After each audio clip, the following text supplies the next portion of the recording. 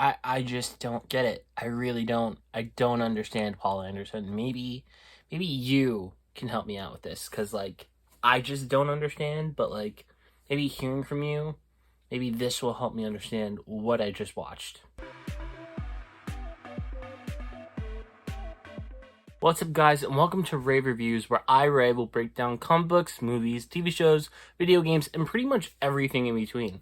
So without further ado, let's get into it. Today, I'm going to be talking about Monster Hunter. It debuted winter of 2020 last year, and it was done by Paul W.S. Anderson, who is probably one of the worst people in the world to do any video game movies. Yeah, that's just my opinion, but it's turning out to be a little bit factual. If you don't know his work, he's responsible for Resident Evil, and he did work on Mortal Kombat, and now he is responsible for Monster Hunter. And well, I'm just not gonna lie to you guys, this movie was awful. It was a mess. And I don't understand what happened. Actually, that's a lie. I do know how it happened. I just don't understand the logic of some of the decisions he made that led to this happening. But we'll talk about that more in the review. Let's get to it. So, Monster Hunter. All this movie tells me is that Paul Anderson has not learned from any mistakes that he made in Resident Evil. Like, Resident Evil made the protagonist of the franchise an original character, which was a notorious FU to a lot of the fans who felt like all the characters in the game that had great storylines and arcs didn't really get the right treatment because you had an original character leading the franchise. Well, he was just like, yeah, I hear you, but I'm just gonna do me and, make Monster Hunter another movie that hinges on the back of another freaking original character. I didn't get it. And this pacing of the film was horrible. It was so slow at certain points. I was like, what's happening? Like, what is this movie about? What is going on here? So, to give you a quick summary, not really spoiler, Mila Jovovich and her crew, they're army people, they somehow get sent into the Monster Hunter world, and thus they're being attacked by monsters, and Mila Jovovich is pretty much being Alice from Resident Evil, just in the Monster Hunter world, and her name is now Artemis. That's it. That was the entire movie.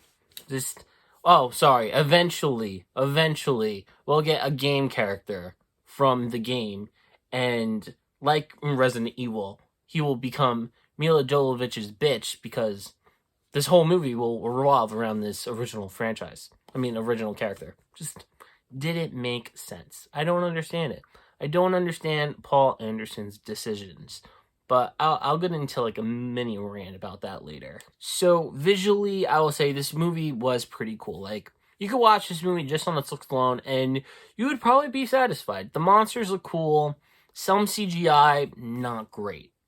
Not gonna lie. I feel like they did what you do with Happy Birthday signs. They went really, really big at the beginning, and then you realize, oh crap, I gotta fit a few more letters on here, so I'm just gonna make them really tiny. That's how it goes. Like, the CGI in this film goes from, like, really great to, like, it's dark, and you could barely see. They pretty much pulled a Cheetah from Wonder Woman. Like, Cheetah, Wonder Woman, if you didn't know, CGI sucked. You really couldn't see her. This entire scene was dark. Just bad CGI, you're just covering it. You get that vibe from Monster Hunter. Just how it is. The acting in this movie was okay.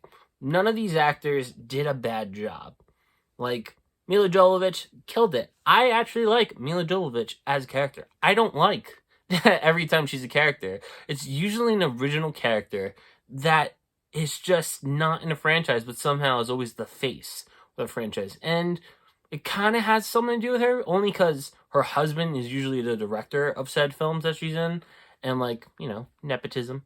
But, like, I just don't get it. I don't understand why she has to be an original character. There's so many characters in all the franchises that she's in. Why do you have to make one up and revolve it around her? Just didn't make sense.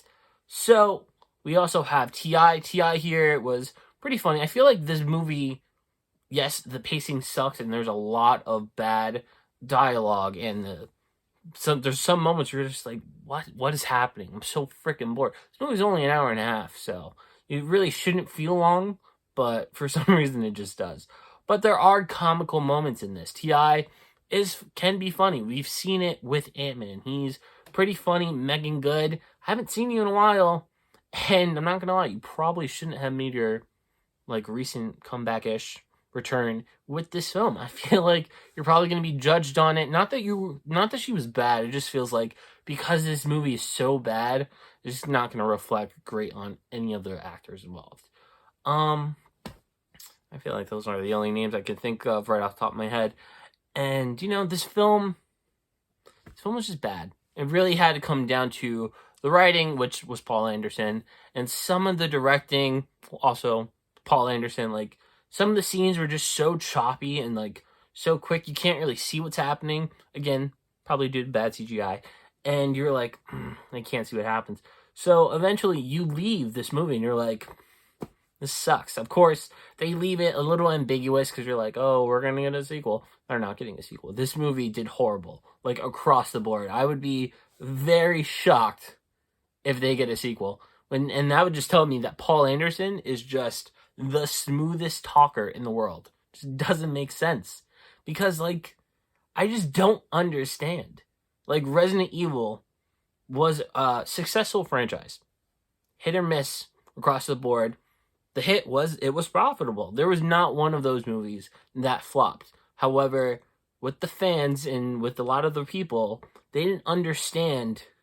They didn't like that freaking Alice was the main character. And all the other characters from the game who had actual storylines and story arcs didn't get anything. You know what I mean?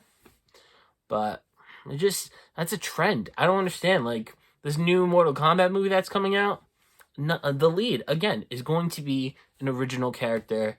But I'm really hoping that that's better than this. I'm not gonna lie.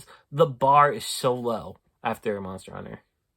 I feel so bad for the people that actually like that game. I didn't even like that game, and I felt a little bit disrespected. I was like, really? Paul Anderson, just stop.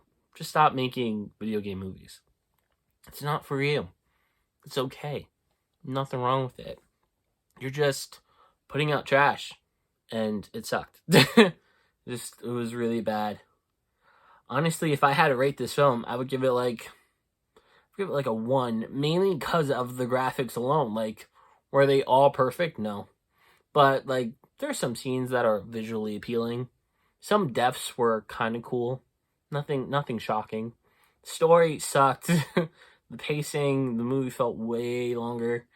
It's a bad movie. I wouldn't really recommend it, but if you feel the need to go and question my logic and my opinion, go for it. I will not stop you. Just go for it, my guy. But no, have you guys seen Monster Hunter? And did you guys like it? Do you guys care that for some reason original characters keep being made the protagonist of movies? Tell me in the comments. All right, make sure to like and subscribe, and I'll see you guys later.